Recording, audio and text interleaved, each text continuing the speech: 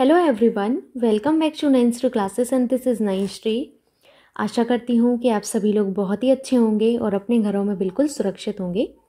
KVS की CDP class में आप सभी का बहुत बहुत स्वागत है। और आज के इस वीडियो में हम बाल्यावस्था का अध्ययन करने वाले हैं। पिछली वीडियो में मैंने आप लोगों को शैशवावस्था के बारे में बताया था। आज हमें यहाँ पर बाल्यावस्था के बारे में पढ़ना है। मैं आपको बाल्यावस्था का एक बस ओवरव्यू दूंगी ताकि अगर क्वेश्चन आता है तो आप उसको कर पाएँ। बाकी डीप में जो आपको पढ़ना है वो किशोरावस्था ही पढ़ना है, ठीक है।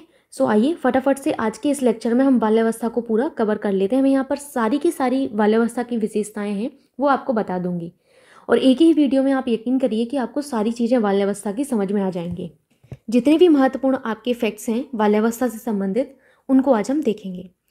तो सबसे पहले आपको बाल्यावस्था का समय पता होना चाहिए। बाल्यावस्था जो आपका है वो 6 से 12 वर्ष माना जाता है, ठीक है। शैशवावस्था आपका 0 से 6 वर्ष होता है, बाल्यावस्था 6 से 12 वर्ष, किशोरावस्था आपका 12 से 18 वर्ष होता है। अलग अलग मनोवैज्ञानिकों ने अलग अलग आपके जो है यहाँ पर मत व्यक्त किए हैं किस पर, आपकी बाल्यावस्था पर। तो किलपैट्रिक का जो कथन है वो क्या है, इन्होंने बाल्यावस्था को प्रतिद्वंदात्मक समाजीकरण का काल कहा है। किसका? प्रतिद्वंदात्मक समाजीकरण का काल कहा है। जैसे किलपैट्रिक ने इसको प्रतिद्वंदात्मक समाजीकरण का काल बताया है, वैसे ही जीवन का अनोखा काल कॉल एवं ब्रूस ने बताया। किसने? कॉल एवं ब्रूस ने बताया। ये बहुत ही महत्वपूर्ण है कि जीवन का अनोखा काल किसे कहा जाता है। तो जीवन का अगर अनोखा काल कभी भी पूछा जाए आपसे, अनोखा काल, जीवन का अनोखा काल आपके बाल्यावस्था को ही कहा जाता है। किसको? बाल्यावस्था को ही कहा जाता है, ठीक है। किसने कहा है अनोखा काल? कॉल व ब्रूस ने कहा है, ठीक है। मिथ्य परिपक्वता का काल, देखिए इस अवस्था में होता क्या है कि बालक अपने संवेगों पर नियंत्रण करना सीख जाता है, ठीक है। और उसी कारण वो इस तरीके से परिपक्वता शो करता है कि वो परिपक्व हो चुका है, पर वो होता नहीं है वास्तविकता में, है ना। तो इसीलिए इसे मिथ्य परिपक्वता का काल कहा गया है, जिसे रॉस ने कहा है। जीवन का निर्माण कार्यकाल अगर पूछा जाए कि जीवन का निर्माण कार्यकाल कौन सा है, तो वो है आपका बाल्यावस्था, जो कि सिगमंड फ्राइड ने कहा है। ये नाम आपको जरूर से याद रखने हैं। कॉल व ब्रूस ने कहा है अनोखा काल, मिथ्य परिपक्वता का काल रॉस ने कहा है, जीवन का निर्माण कार्यकाल आपके सिगमंड फ्राइड ने कहा है, ठीक। खेल की आयु कहा जाए तो ये आपका बाल्यावस्था है। समूह, टोली या दल की आयु, ये भी आपकी बाल्यावस्था है, ठीक है।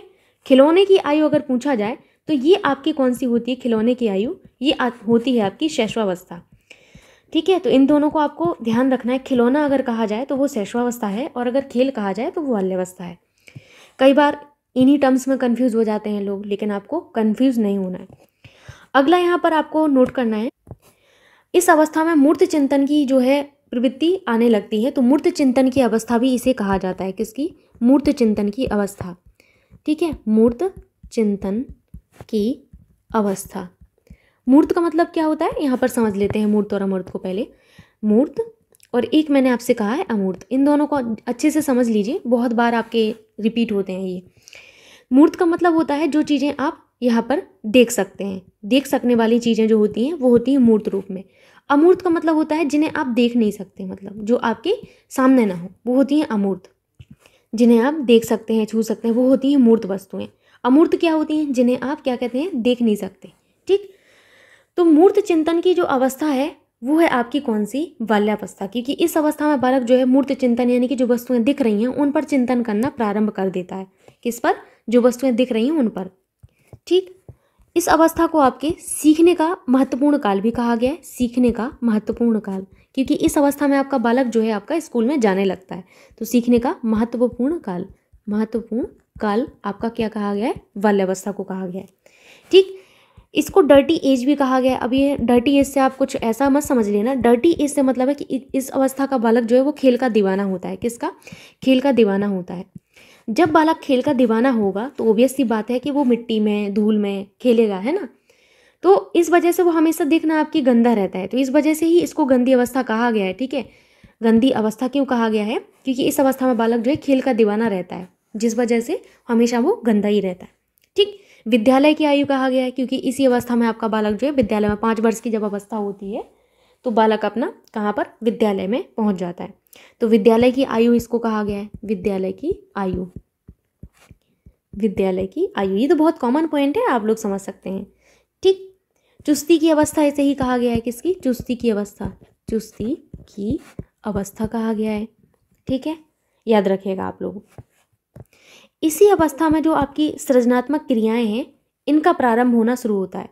तो ये आपके लिए महत्वपूर्ण पॉइंट है कि सृजनात्मक क्रियाओं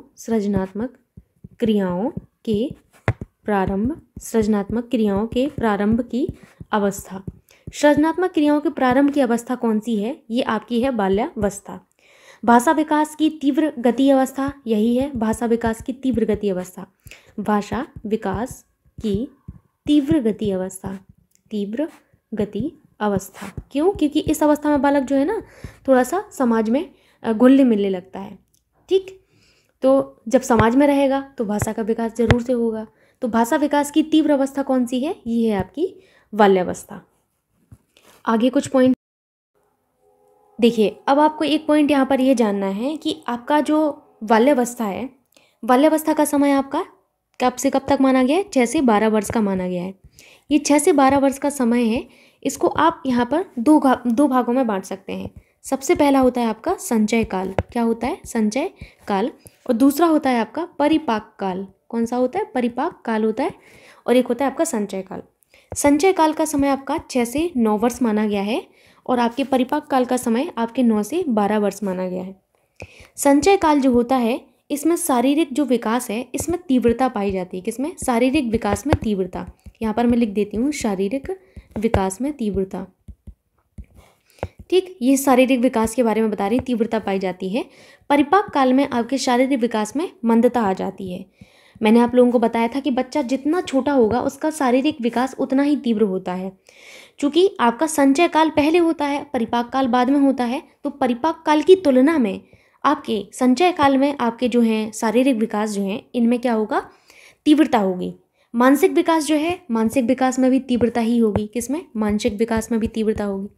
मानसिक विकास में तीव्रता होगी।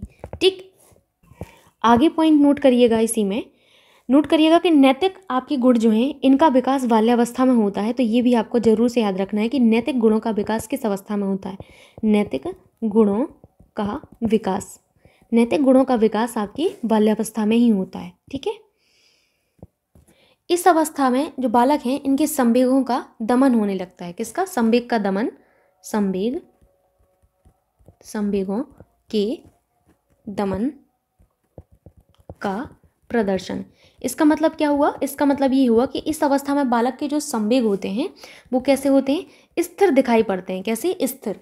जबकि मैंने आपको शैशवावस्था में बताया था कि बालक के संवेगों में उग्रता पाई जाती है, लेकिन बाल्यावस्था में बालक के संवेगों में स्थिरता आ जाती है। कॉल एवं ब्रूस ने बाल्यावस्था को सांवेगिक विकास का अनोखा काल कहा है। मैंने चैप्टर की शुरुआत में ही बताया था। इस अवस्था में बच्चे अपने संवेगों पर नियंत्रण करना सीख लेता है। ठीक, इसी अवस्था में बालक में निरुद्देश्य भ्रमण की प्रवृत्ति पाई जाती है। निरुद्देश्य भ्रमण की प्रवृत्ति, भ्रमण की प्रवृत्ति।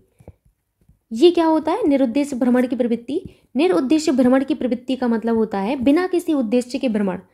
जैसे स्कूल जाता है बच्चा तो टीचर को ही बेवकूफ़ बना देता है। कैसे बेवकूफ़ बनाता है? मास्टर साहब 1 नंबर कराएं, मास्टर साहब 2 नंबर कराएं। ठीक है, 1 नंबर करने जाए चाहे 2 नंबर करने जाए, लेकिन घंटे भर बाद आएगा। कितने बाद? घंटे भर बाद आएगा। ठीक है, तो ये क्या होता है? घूमता रहता है यहीं 1 घंटे तक, बाहर ही घूमता रहेगा, टहलता रहेगा। उसको ना तो 1 नंबर है ना उसको 2 नंबर है। ठीक है, बस वो अपना समय यहाँ वहाँ काट रहा है, बिना किसी बात के घूम रहा है, उद्देश्य कुछ नहीं फिर भी घूम रहा है। ठीक है, गिल्ली डंडा खेल रहा है। तो ये होता है निरुद्देश्य भ्रमण की प्रवृत्ति। तो इस अवस्था में बालक में निरुद्देश्य भ्रमण की प्रवृत्ति पाई जाती है और इसी अवस्था में बालक में जिज्ञासा की प्रबलता होती है। जिज्ञासा की प्रबलता। आप देखेंगे कि इस अवस्था का बालक जो है इसमें बहुत ज़्यादा जिज्ञासा होती है और इसी जिज्ञासा के कारण वो आपसे भी कई तरीके के प्रश्न पूछता होगा। अगर आपने अपने आसपास बच्चों को देखा होगा तो आप देखेंगे कि इस अवस्था के जो बच्चे हैं वो बहुत प्रश्न करते हैं, है ना। आगे कुछ और यहाँ पर देख लेते हैं।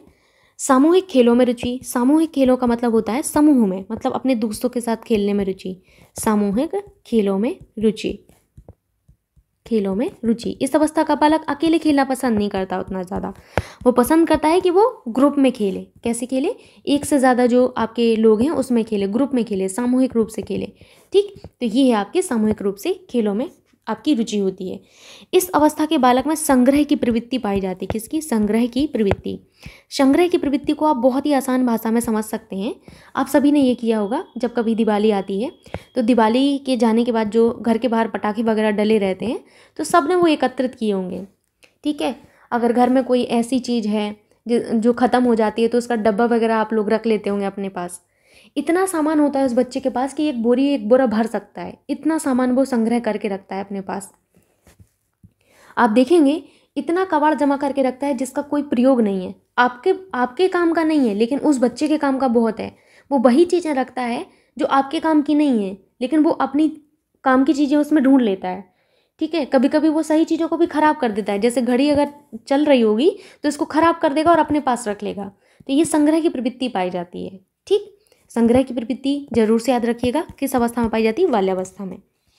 ठीक, इस अवस्था में जो बालक होता है इसमें समलिंगीय समूह की भावना होती है। किसकी? समलिंगीय समूह की भावना। मतलब जैसे लड़के हैं तो वो अपने लड़कों के साथ ही खेलना पसंद करते हैं, लड़कियां हैं तो वो लड़कियों के साथ ही खेलना पसंद करती हैं। ठीक है, तो समलिंगीय समूह की भावना इस अवस्था में पाई जाती है।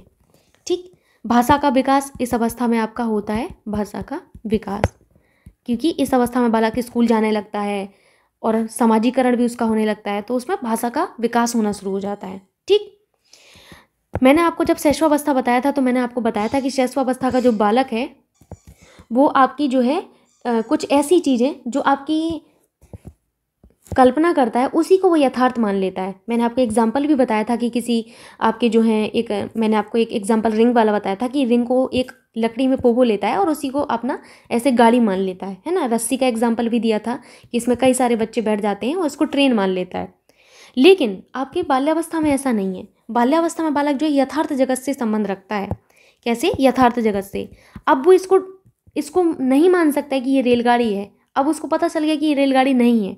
ठीक है, तो क्या होगा? वास्तविक जगत से संबंध रखने लगता है। ठीक है, याद रखिएगा। इस अवस्था में बालक में सामाजिक गुणों का विकास होता है। इन्हीं सामाजिक गुणों के विकास की वजह से बालक का जो भाषा का विकास है वो आपका अच्छा होने लगता है। तो सामाजिक गुणों का विकास, क्योंकि जितना ज़्यादा बच्चा इंटरेक्ट करेगा उतना ज़्यादा उसका भाषा का विकास होगा, तो सामाजिक गुणों का विकास होने लगता है। ठीक, यथार्थवादी दृष्टिकोण इसका प्रारंभ हो जाता है। तार्किक और वैज्ञानिक कार्यों में वो रुचि लेने लगता है। किसमें? तार्किक व वैज्ञानिक कार्यों में इसमें रुचि लेने लगता है। ठीक, ये पॉइंट महत्वपूर्ण है। इस अवस्था का बालक जो है तार्किक और वैज्ञानिक जो आपकी कार्य है इनमें रुचि लेने लगता है। ठीक, उत्तरदायित्व की भावना भी इस अवस्था में थोड़ी बहुत आ जाती है। ठीक, उत्तरदायित्व की भावना। ठीक, भावना ग्रंथियों का निर्माण इस अवस्था में हो जाता है। किसका? भावना ग्रंथियों का निर्माण। तो एक दो पॉइंट और हैं, बस वही लिख लीजिए। बाकी मैं ज़्यादा आपको यहाँ पर नहीं बताऊंगी क्योंकि किशोरावस्था आपका मेन है, लेकिन इनके बारे में जानना भी बहुत ज़रूरी था क्योंकि आप पढ़ रहे हैं तो सीक्वेंस में ही पढ़िए, नहीं तो फिर कोई मतलब नहीं है। भावना ग्रंथियों का निर्माण हो जाता है। ठीक, अब कुछ पॉइंट जो हैं आप यहाँ पर नोट के तौर पर अपना लिख लीजिए, हो सकता है आपसे पूछ लिए जाएँ। बाल्यावस्था के अंत तक जो आपका है सिर का आकार जो है प्रौढ़ावस्था के सिर का 95% हो जाता है। ये पॉइंट आपसे पूछा जा सकता है। ठीक है, बाल्यावस्था के अंत तक सिर का आकार प्रौढ़ावस्था। देखिए, मैं चाहती तो मैं बाल्यावस्था को छोड़ सकती थी, लेकिन मैंने सोचा कि कुछ ना कुछ अगर ऐसा आपको मिल रहा है सीखने को तो सीख लेना चाहिए। ठीक है, 10-15 मिनट पढ़ने से कुछ बेकार नहीं हो जाएगा हमारा, है ना। प्रौढ़ावस्था के सिर का 95% आपका हो जाता है। कितना? 95% हो जाता है। ठीक, अगर मैं हड्डियों की बात करूं तो हड्डियां आपको ज़रूर से याद रखना है। हड्डियां 350 हो जाती हैं। कितनी? 350 हो जाती हैं। ठीक, हृदय की धड़कन अगर आपसे कभी पूछा जाए कि हृदय की धड़कन कितनी होती है तो हृदय की धड़कन में याद रखिएगा 85 बार पर मिनट होती है। ठीक है, 1 मिनट में आपके 85 टाइम्स। और अगर मैं दांत की बात करूं तो इस अवस्था में बालक के 27 से लेके आपके 28 तक दांत आराम से निकल जाते हैं। कितने? 27 से 28 दांत निकल जाते हैं। अगर मैं आपसे बुद्धिमत्ता के दांत की बात करूँ तो बुद्धिमत्ता के दांत याद रखिएगा, कभी अगर पूछा जाए तो यहाँ पर आपको याद रखना है कि जो बुद्धिमत्ता के दांत है वो 20 वर्ष के बाद निकलते हैं, और विजडम टीथ कहते हैं इनको हम। इनकी संख्या 4 होती है। तो 20 वर्ष पश्चात, 20 वर्ष के बाद होना, ठीक है, के बाद बुद्धिमत्ता के दांत निकलते हैं, ठीक, जिन्हें विजडम टीथ कहते हैं। क्या कहते हैं? विजडम टीथ कहते हैं।